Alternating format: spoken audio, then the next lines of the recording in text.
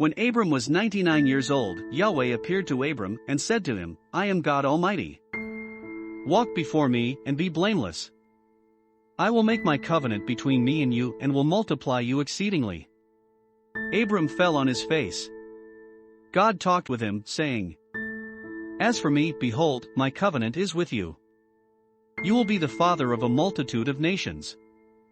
Your name will no more be called Abram, but your name will be Abraham, for I have made you the father of a multitude of nations. I will make you exceedingly fruitful, and I will make nations of you. Kings will come out of you.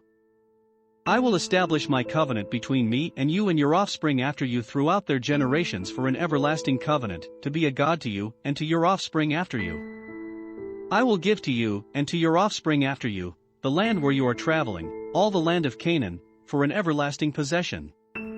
I will be their God. God said to Abraham, As for you, you will keep my covenant, you and your offspring after you throughout their generations. This is my covenant, which you shall keep between me and you and your offspring after you.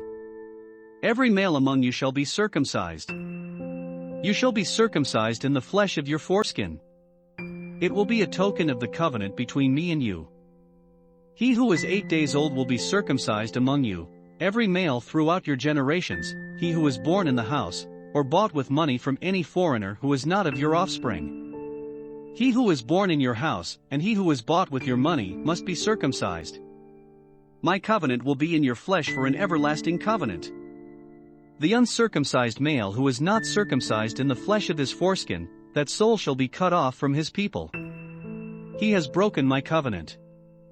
God said to Abraham, As for Sarai your wife, you shall not call her name Sarai, but her name will be Sarah.